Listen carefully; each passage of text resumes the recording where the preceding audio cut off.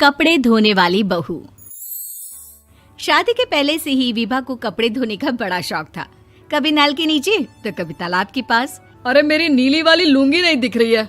विभा की अम्मा, कहाँ रखी है लुंगी? अरे वो तो विभा ने परसों ही धोकर रखी थी आपकी अलमारी में, देखो वहीं होगी। वो ना मैंने आज धो दी, मुझे लगा कि गंदी हो गई होगी। अरे कैसे गंदी हो गई थी? उसे तो मैंने पहना भी नहीं। हे भगवान, इस लड़की के कपड़े धोने की आदत से परेशान हो गया हूँ मैं। जितना तो घर में राशन नहीं आता, उससे कहीं ज्यादा डिटर्जेंट पाउडर का खर्चा है।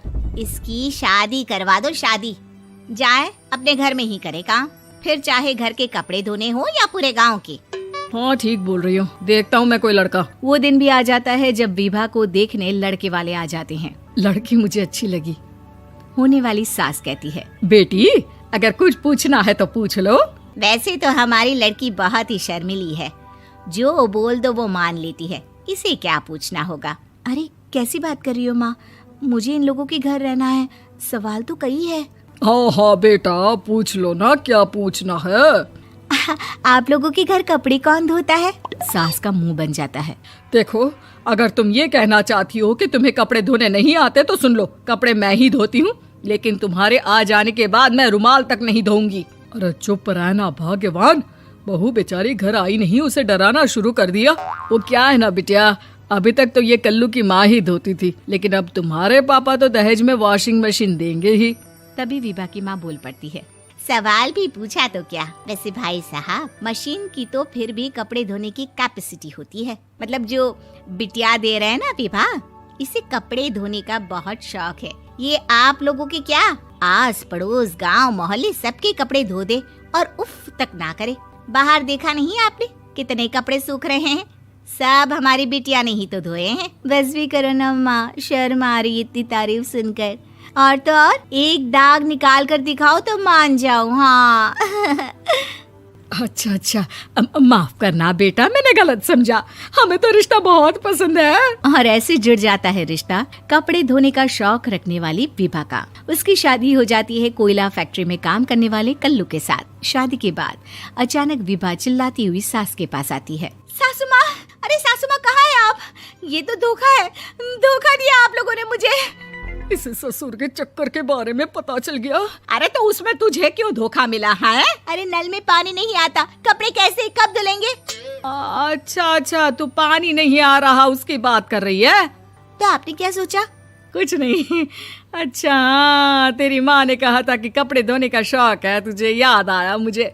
शौक बोलकर कपड़े धोने वाले मेरे जुनून को कम ना आके सासू माँ, कपड़ा धोना मेरा गुरूर है। तभी पति भी वहाँ आ जाता है। अभी मैंने इसे सनी देओल की फिल्म दिखाई है, उसी के डायलॉग मार रही है माँ। अच्छा सुन, साफ साफ बता रही हूँ, पानी सुबह 4 से 6 और शाम को 10 से 12 आता है, समझी? विभा टाइमिंग सुनकर हैरान हो जाती है। ये क्या भूतों का मोहल्ला है? सुबह 4 बजे उठकर कौन कपड़े धोता है? 4 बजे टंकी में पानी जाता है, फिर सारा दिन धोना ना, किसने मना किया? अरे कैसी बात कर रही हैं? 200 लीटर की टंकी में कितने कपड़े धो लूंगी मैं? सुबह ही उठ जाऊंगी मैं। अब क्या था, विभा सुबह 4 से लेकर रात के 12 बजे तक कपड़े ही धोती रहती। एक रोज सास पड़ोस से निकलकर कहीं जा रही होती है कि साथ वाली कहती है, हाँ कल्लू की माँ, जरा ये बताओ कि 2 साड़ी है, 2 ब्लाउज और एक पेटीकोट और एक नाड़े वाला लंबा कच्छा। हाँ तो? अरे तो क्या, कितना लोगी धुलाई ये बताओ। धोबन दिख रहे हैं हम क्या? हमारे पति सरकारी नौकरी से अभी रिटायर हुए हैं और बेटा सुपरवाइजर है कोयला फैक्ट्री में। धोबन समझ रखा है हमें? हाय रे कल्लू की अम्मा, माफ कर दो, वो तो मोहल्ले में यही सब बता रहे थे कि तुमने बहू को कपड़ा धुलवाने के काम में लगा दिया है। सास को पड़ोसन की बात सुनकर गुस्सा आ जाता है। वो घर पहुंचती है जहां घर के बाहर ही इतने सारे कपड़े सूख रहे होते हैं जितने कि किसी धोबन के घर पर। अरे ओ कल्लू की दुल्हन, बाहर निकल। माँ जी यहीं आ जाओ, बाथरूम में चादर धो रहे हैं हम। अरे अभी हम धोते हैं, तुमको बाहर निकलो। ये आस पड़ोस वाले बोल रहे हैं कि हम बहू से कपड़े धुलवा कर उसे कपड़ा धोने वाली बना दिए हैं। अरे छोड़ो ना माँ जी, किन लोगों की बातों में आती हो? आस पास के लोगों का तो काम ही होता है कि वो किसी तरह सास बहू को लड़ा दे। बहू सारे घर के कपड़े धोती है, ये क्या कम है? बोलिए। सास को भी लग जाता है कि वो बहू का ये सनकीपन नहीं छुड़वा सकती, इससे अच्छा है कि खुद ही चुप हो जाए। एक रोज सास और बहू मंदिर जाते हैं, जहाँ सास की साड़ी वहाँ खड़ी भीख मांगने वाली से मिलती है। माँ जी क्या बात है, आपकी साड़ी उस भिखारन से कितनी मिल रही है ना? हाँ हाँ देखो तो, दोनों की साड़ी मिल रही है। क्या बात है कल्लू की अम्मा, तुम खुद को तो अफसर की बीवी बताती हो और ऐसी सिंपल सी प्लेन साड़ी पहनकर घूमती हो। सिंपल और प्लेन नहीं है ये साड़ी। तो क्या सोने के धागे से फूल बने हैं? कुछ भी सासू माँ, कुछ भी। हाँ बने थे इस साड़ी में सोने के धागे से फूल। मेरे पति लेकर आए थे मद्रास से स्पेशली मेरे लिए 10,000 की।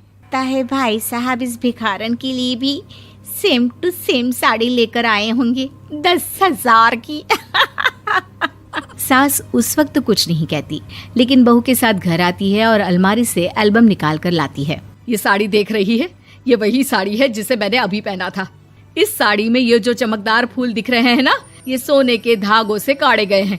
लेकिन तू लोकल वॉशिंग मशीन ब्रश से घिस घिस कर सारे फूलों को निकाल कर साड़ी प्लेन कर दी। मुझे माफ कर दीजिए सासू माँ। और तो और, जब मैंने तुझे तेरी गलती के लिए कुछ नहीं कहा, लेकिन तूने तो सबके सामने मेरा मजाक ही बना दिया। क्यों? बहू को समझ में आ जाता है कि अब से उसका कपड़े धोना बंद।